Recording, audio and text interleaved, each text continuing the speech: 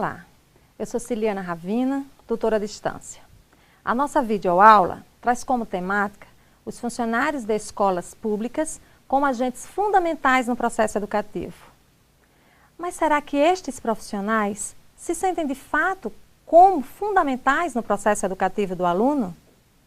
Selecionamos alguns slides onde trataremos inicialmente das 4 primeiras unidades do nosso material didático, com os seguintes temas norteadores. Vejamos. Construindo a identidade dos funcionários de escolas públicas, na unidade 1. Unidade 2, reflexão acerca da educação, numa perspectiva ampla deste processo. Unidade 3, a qualidade da educação, a Constituição Federal e a LDB, legitimando a gestão democrática na escola. E, finalmente, faremos uma breve análise, uma breve reflexão da gênese histórica dos funcionários de escolas públicas.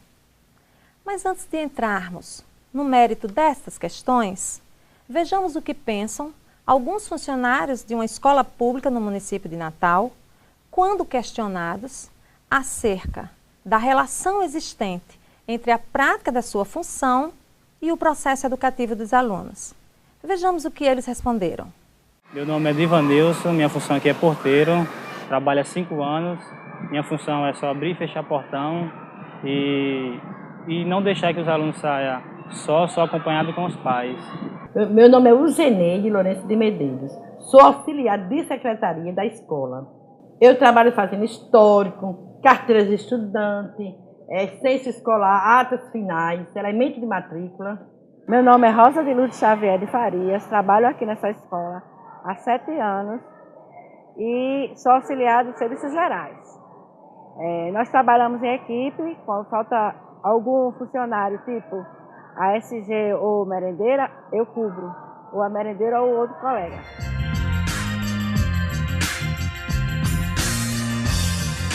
Nunca fui convidado para reuniões pedagógicas e a função dos professores é a minha aqui no portão.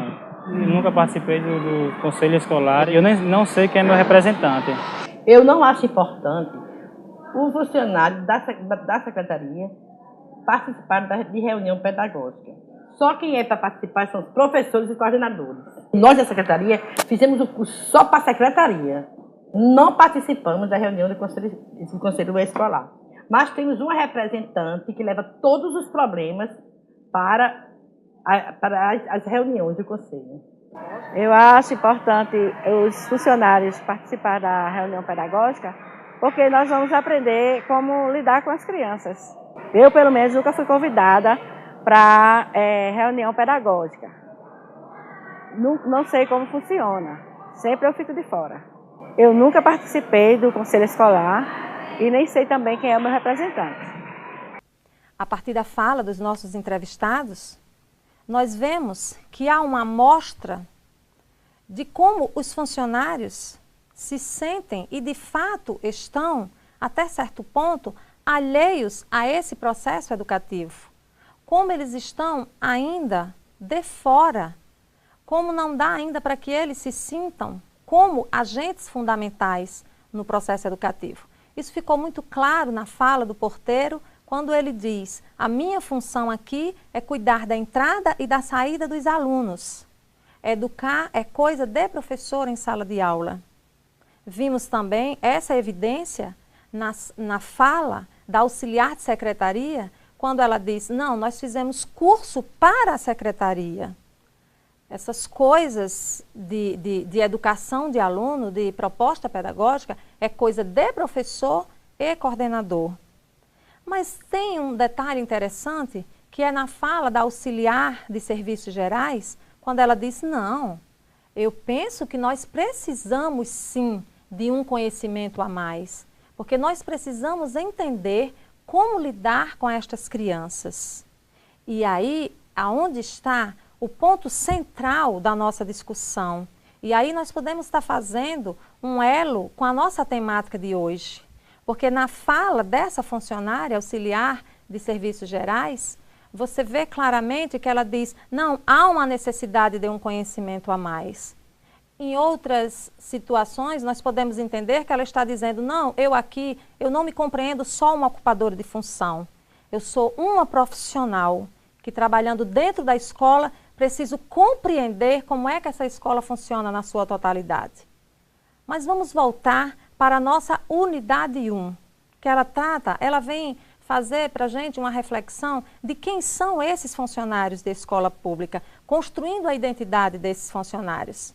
Vejamos aqui no nosso slide, onde ele diz, unidade 1, quem são os funcionários das escolas públicas? Eles são cidadãos, educadores, profissionais e gestores. Se nós percebermos, toda essa nomenclatura aqui é o título dessa formação que traz o pró-funcionário, porque é dessa forma que ele vê esse profissional dentro da escola. Ele é cidadão porque nós costumamos dizer que somos cidadãos porque temos direitos e deveres. É bem verdade. O artigo 22 da LDB, ele diz que a educação básica, ela é fundamental para o exercício da cidadania. Isso significa dizer o quê? Significa dizer que, na hora que eu adquiro o conhecimento, eu vou compreendendo mais como é que se dá as relações sociais, eu vou compreendendo mais como é que está acontecendo a construção da sociedade. E isso implica também no direito, sim, que eu tenho da minha formação continuada, que eu tenho, enquanto profissional da educação, acesso ao conhecimento, mas eu também trago uma responsabilidade, que é de buscar essa formação, que é de estar inserido nesse processo educativo. Né? E por isso sim somos educadores, enquanto profissionais de escola. Somos todos educadores. Por quê? Porque temos a concepção de que educar vai além de ensinar. Somos profissionais. E aí sim, mais uma vez dizendo, não somos mais ocupadores de função. Porque quando eu me compreendo ocupador de função, eu venho dar o meu expediente, preocupado com o horário que eu tenho de chegar e com o horário que eu tenho de sair e com os meus vencimentos salariais no final do mês. Mas quando eu me compreendo como educador, eu sei que eu estou ali, inserida naquele processo, para contribuir para a formação de pessoas. Não só contribuir para a formação, mas também sendo formada, porque a todo tempo nós estamos influenciando os ambientes sociais e sofrendo influências por eles. E por isso mesmo que também nós somos gestores. Todos nós somos gestores, independente de estarmos sentados discutindo sobre a proposta pedagógica ou não. Por quê? Porque não existe neutralidade. Em todas as situações eu estou ou contribuindo para a realidade posta, contribuindo para que ela se fortaleça, ou eu vou estar contribuindo para que ela se fragilize. Vejamos a segunda unidade, que ela vai fazer uma reflexão sobre o que é educação. Nos dias de hoje, o autor do nosso material didático, o professor Molevade, ele diz assim, nos dias de hoje, quando se fala em educação, a gente pensa logo em escola. O ato pessoal de educar-se e a ação social de educar são anteriores a ela. Ocorrem em outros espaços sociais. Isto quer dizer que a ação de educar vai muito mais além do ato de ensinar. E precisamos compreender isso, porque é interessante que às vezes nos fóruns, a gente conversando com os alunos, a gente vê, conversando com os cursistas, com os funcionários, a gente vê quando um funcionário diz, ensinar é coisa de professor, é verdade. Ensinar é coisa de professor. Né? Na hora que você vai fazer, um funcionário faz a limpeza de um determinado ambiente, é coisa de ASG limpar o ambiente. É coisa de merendeiro preparar bem os alimentos. É verdade, vocês não estão errados. Porque o ato de ensinar, ou seja, o ato de varrer ou o ato de preparar merenda, são especificidades inerentes àquela função que todos nós devemos ter dentro da escola. Mas só que a proposta que nós trazemos aqui é que a escola ela vá além do ato de ensinar, para passar para essa perspectiva de se autoeducar e de promover a educação na sua totalidade, no sujeito. Porque quando eu digo que eu sou educadora dentro de uma instituição escolar, eu me compreendo como uma pessoa que tem habilitação para desenvolver a atividade que estou exercendo, eu tenho competência para desenvolver aquela habilidade, isso quer dizer o quê? Eu tenho conhecimento. Na hora que eu vou preparar o alimento, eu tenho conhecimento dos cuidados que eu tenho que ter na manipulação, na conservação e no preparo daquele alimento. Eu tenho conhecimento dos nutrientes daquele alimento. e semelhantemente as demais funções. E isto é uma atividade que é diferenciada da atividade em sala de aula, porque aí o professor, seja ele professor de disciplina, ou seja ele o pedagogo dentro da sala de aula que trabalha com os anos iniciais, esse professor, ele precisa também ter conhecimentos específicos dentro da área que ele está atuando. Mas todos nós somos educadores. Por quê? Porque a escola ela precisa considerar o aluno na sua totalidade. Em seguida, nós vamos ver aqui que a unidade 3, ela vai trabalhar sobre a qualidade da educação pública. Fala-se tanto, há tanto tempo em qualidade da educação pública, e aí há muitas queixas por parte dos docentes, por parte dos funcionários, das famílias e dos próprios alunos. Se busca tanto, mas o que é qualidade na educação? Né? O que é um serviço realmente prestado de boa qualidade? Podemos dizer que a nossa escola pública hoje, ela tem um ensino, ela traz um ensino de qualidade?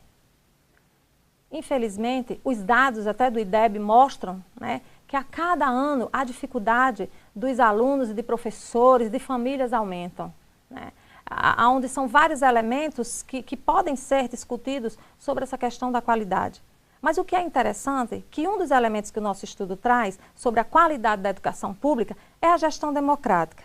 Vejamos, no nosso material, o autor faz a seguinte observação.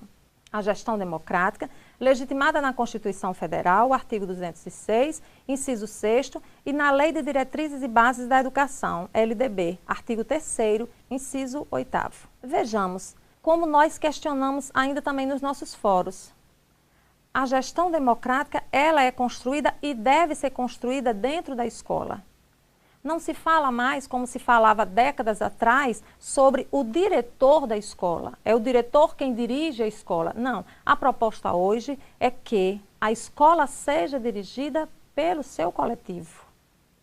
E para isso se faz uma chamada ao conselho escolar e se faz uma chamada às equipes gestoras das escolas.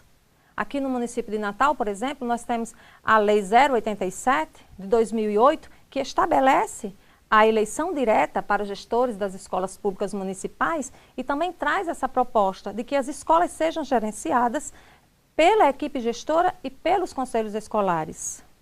No estado, por exemplo, é a Lei 290. E aí é interessante que cada um de vocês que estejam aí no município de vocês possam estar vendo sobre a questão da legislação municipal nas cidades de vocês. Que discussão já há em torno disso aí? Nós sabemos que há muitos gestores que são indicados. E essa indicação, ela fecha um pouco a gestão democrática.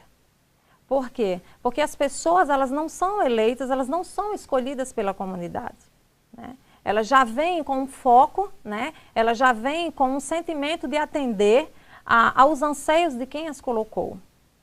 Então, o que a gente vê é que não basta só a lei, a legislação garantir a gestão democrática. Essa gestão democrática, ela é construída, ela precisa ser construída através de reflexão, através de debate, através da chamada na escola, através de conversa, de diálogo. E é interessante que todos estejam envolvidos nesse processo. Vejamos agora sobre a qualidade da educação pública e que espaços dentro da escola podem estar favorecendo essa construção dessa gestão democrática. O Conselho Escolar, como nós já falamos, é um órgão, é um colegiado, ele é consultivo, ele é deliberativo, fiscalizador, né? É um espaço que ele promove a discussão, né? Ele promove o debate dentro da escola. É muito interessante quando a gente conhece e que a gente sabe a importância do Conselho Escolar. Porque é interessante que muitas escolas têm instituído os conselhos escolares numa perspectiva só de cumprir as normas. Porque o caixa escolar, as unidades executoras, elas só funcionam com o aval do Conselho Escolar. E muitas têm instituído simplesmente para receber os recursos, sejam federais, sejam municipais. Mas a proposta não é essa. Precisamos compreender esse colegiado como um espaço importantíssimo de luta pela qualidade da nossa educação. E é interessante que os conselheiros escolares, eles se percebam, eles se compreendam como representantes do seu segmento. Então, eu estou indo para uma reunião do Conselho Escolar para levar o anseio, o desejo e a proposta do segmento que eu represento. Seja eu professor, seja eu funcionário, seja eu aluno, seja eu pai. O projeto político-pedagógico escolar, o PPP, ou a proposta pedagógica, como alguns denominam, né, na verdade, a gente pode dizer que é a alma da escola. Não conseguimos compreender nem conceber como é que uma escola funciona há 10, 20 anos, 30 anos sem a sua proposta pedagógica. Porque é através da proposta pedagógica que eu posso ter uma análise da escola que eu tenho e da escola que eu almejo ter. É ali onde eu vou ver e eu vou fazer uma análise de todas as potencialidades que eu trago enquanto coletivo e também das minhas fragilidades. Então eu vou fazer, primeiro eu vou fazer uma reflexão, eu vou analisar a escola que eu tenho, eu vou ver aonde é que estão as minhas potencialidades, aonde eu vou poder caminhar mais, aonde eu vou ter que parar, que elementos eu preciso inserir, que outros elementos eu preciso retirar ali naquele espaço. Então esse diálogo é riquíssimo. A escola precisa estar pensando no seu PPP, não como um documento a mais, não como uma norma, mas como um elemento vivo, para que essa escola caminhe numa perspectiva de qualidade de trabalho. O regimento escolar, entre outros elementos, é outro veículo também muito interessante para fortalecer a gestão democrática dentro da escola, né? O regimento escolar é interessante, ele vai o quê? Ele vai estabelecer as regras de convivência dentro da escola e as regras de funcionamento em todas as instâncias que fazem essa escola. Desde das normas de horário de entrada e de saída, mas desde o que pode estar sendo previsto nesse currículo escolar.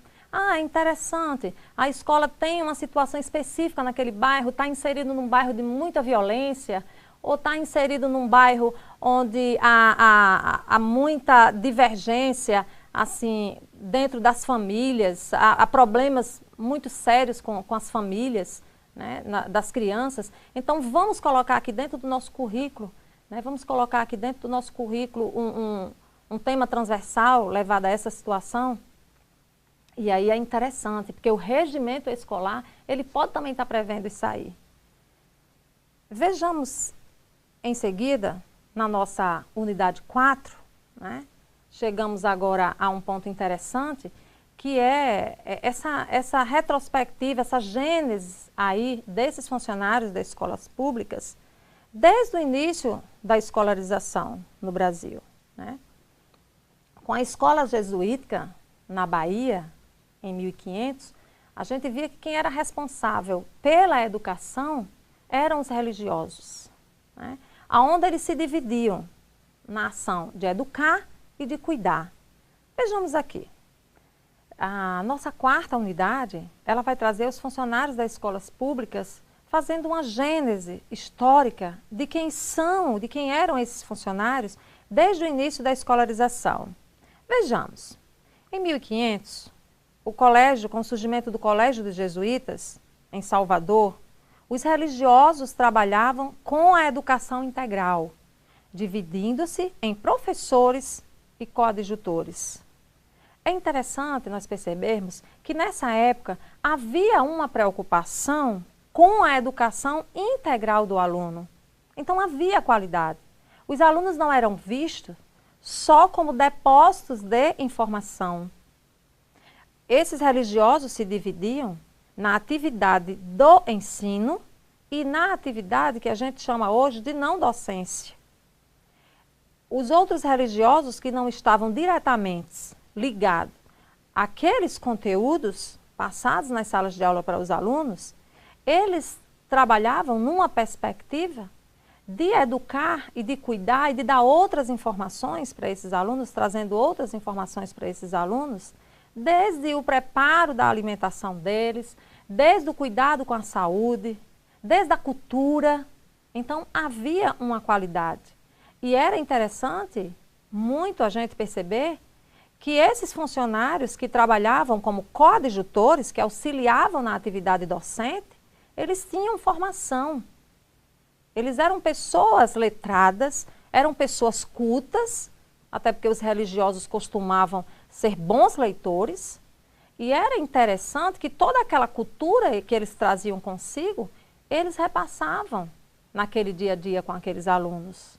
Então, havia qualidade no ensino. Com a expulsão dos jesuítas, acabou o quê? Acabou que não sentia mais esse funcionário nessa atividade não docente para auxiliar o trabalho do professor.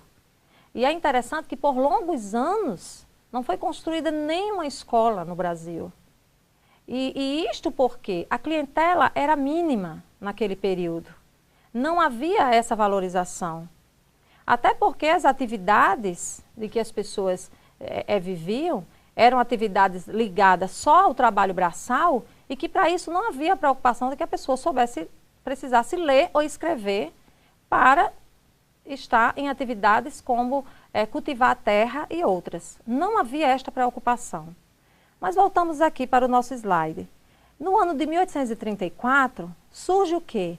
Dois tipos que a gente pode qualificar, duas qualificações de funcionários, que eram os subempregados clientelísticos, os burocratas administrativos. Aí eles não eram inseridos no processo educativo. Esse subemprego, por que era denominado subemprego, gente? Porque eles recebiam quase nada para desempenhar a sua função. Os subempregados clientelísticos eram pessoas que eram convidadas para trabalhar ali, naquelas escolas. Não havia uma preocupação, na verdade era uma indicação política, que é um problema bem atual ainda hoje. De maneira nenhuma, querendo aqui desmerecer o trabalho das pessoas que são convidadas hoje para estar dentro das escolas, porque hoje há uma necessidade muito grande das pessoas, as pessoas têm que sobreviver, elas precisam trabalhar, mas a gente sabe que não há, por parte do gestor público, uma preocupação com a qualificação desse profissional. É interessante que nós encontramos situações de pessoas que estão nas secretarias das escolas, trabalhando com escrituração escolar, sem saber ler e escrever. É quase impossível de compreender como essas coisas acontecem, mas existem, né? A gente vai ver lá na frente, na unidade 8, na nossa próxima aula, sobre a questão da terceirização no serviço público.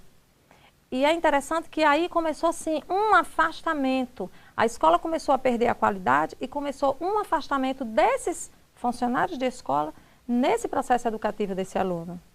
Mas lá na frente, né, que a gente pode dizer nos dias atuais, aí a gente já vê uma preocupação maior com a formação continuada. Mas o que eu acho mais interessante é que essa preocupação com essa formação continuada está partindo do funcionário.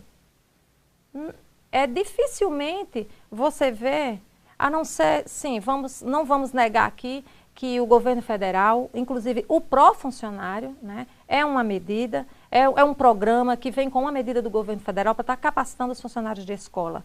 Mas a gente vê que muitos gestores, sejam gestores municipais ou sejam gestores escolares, não têm essa preocupação de estar fazendo esse convite, de estar inserindo essas pessoas nesse processo educativo. E hoje, esses profissionais, eles precisam ser vistos como profissionais conscientes do seu papel no processo pedagógico e que buscam mais conhecimento e mais respeito. A proposta atual é que os profissionais da escola pública se sintam como conscientes de que são educadores e de que nessa situação são também cogestores, são responsáveis pela escola que nós temos, são responsáveis pela sociedade que temos. Nós somos responsáveis pela sociedade que temos. E é interessante também dizer que esse desejo por essa formação, por essa qualificação, por esse saber mais, tem partido dos próprios funcionários. É bem verdade que alguns ainda se colocam com alguma posição de que precisam ser convidados, que sentem a necessidade de ser convidados pela equipe gestora. Eu preciso de um convite para participar de uma reunião, como nós vimos nos nossos entrevistados no início da nossa aula. Eu nunca fui convidado, não me convidaram, eu nunca participei porque não fui convidado. É interessante que você não espere por esse convite, mas você vá, você dê o primeiro passo. Afinal de contas, todos os processos escolares, eles têm resultado numa ação coletiva, jamais individual. Quer essa ação seja ativa ou seja passiva. Todos nós somos responsáveis pela escola que temos. A nossa aula hoje termina por aqui. O meu e-mail é cilianaravina@ig.com.br. Estamos à disposição de vocês. Continue participando dos fóruns, continue participando dos chats, tirem as suas dúvidas com os professores e com os tutores. E sucesso para todos. Até a nossa próxima aula.